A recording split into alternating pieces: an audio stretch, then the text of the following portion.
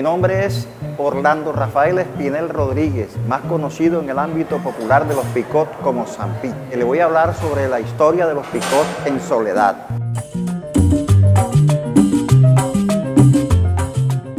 En la década de los años 60, 70, el primer picot famoso que salió a la palestra con fama fue el ídolo de Soledad, Adalberto Rodríguez. Seguidamente, el Junior de Soledad de Salomón Rambao, el Subi de los hermanos Sandoval, el melódico del amigo David Gutiérrez, el armónico de Alberto Vargas con Jorge Querales, el bembe era de un señor llamado Gustavo Zambrano, el Beethoven de los hermanos Padilla de Soledad, el swing latino era del señor Valega, el picot de Raimundo Barrios Barceló, dueño hoy en día de Madrigal 88.1 con su picot que salió ya en el nuevo milenio, que fue el Ray Estéreo y el Mundi, que eso fue la sensación aquí en la época del transistor, cuando salió el transistor y quedó atrás el tubo. Porque los picot que le estoy mencionando fueron a tubos, a válvulas. Entonces el Ray le dio al mundo picoteril una nueva imagen electrónica, que eso hizo un revuelo en la ciudad porque fue el primer picot transistorizado en el departamento del Atlántico. Y ahora en este nuevo milenio, esta nueva época, han quedado unos cuantos. El más famoso de todos fue el Solista y fue el picot que yo trabajé bastante y me hizo famoso en lo que es la ebanistería. Porque a todos estos picot yo les trabajé, pero el Solista fue el que me dio a mí la fama para entrar a trabajar a los picos de Barranquilla. Y hoy en día, modestia aparte, todavía trabajo eso bastante y soy uno de los creadores de las mejores tornamesas de los picos en Barranquilla. En esa época de los 60, para los años 70, eran picos que estaban conformados por un solo amplificador, un bafle con sus dos parlantes, una columna con un twister, una columna guindada. Después ellos fueron creciendo porque aquí siempre ha prevalecido la potencia.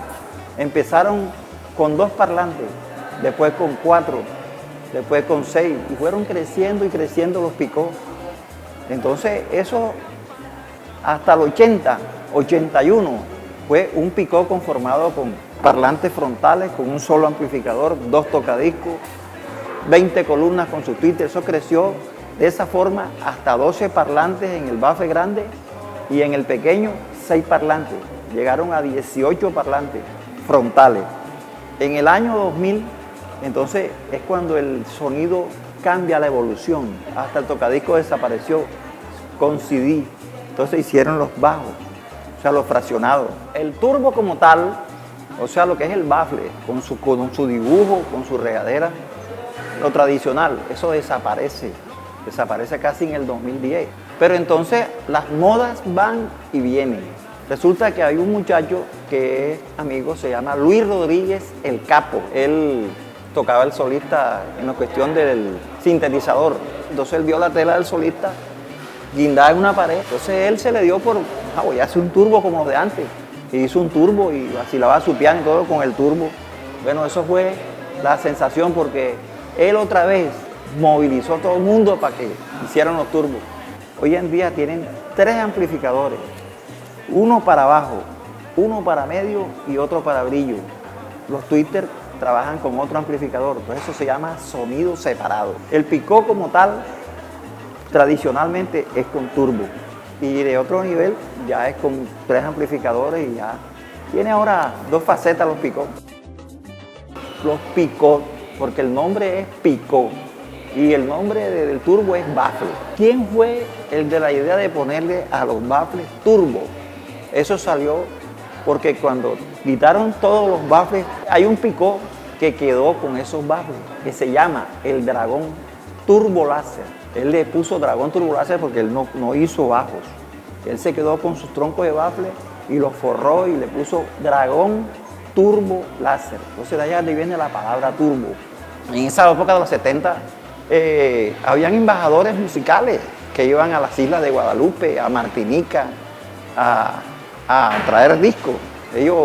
Uno de esos era Osman Torregrosa, del barrio de Las Nieves, el señor Ticotín, Donaldo García. Ellos viajaban y traían la música en LP. ¿Qué pasaba pues en esa época? Que el Gran Pijuán ponía un disco exclusivo. Entonces el señor del Gran Torre de pronto llegaba a la tornamesa y escuchaba el disco y quería ver el sello del disco para buscarlo.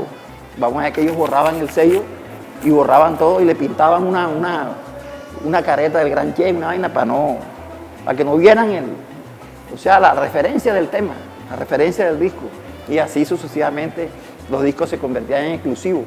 Entonces en esa época, la emisora que impulsaba esos discos, cuando venía Osman, venía Donaldo, venía el señor Ticotín, personal de Cartagena, llegaban a la emisora más popular que tenía Barranquilla, que era Radio Olímpica en esa época.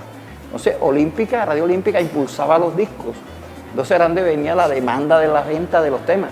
Todo el mundo buscando los discos porque sonaban en la emisora y los Picó los ponían. Esa es la historia musical de los Picó. Los Picó impulsaban la música.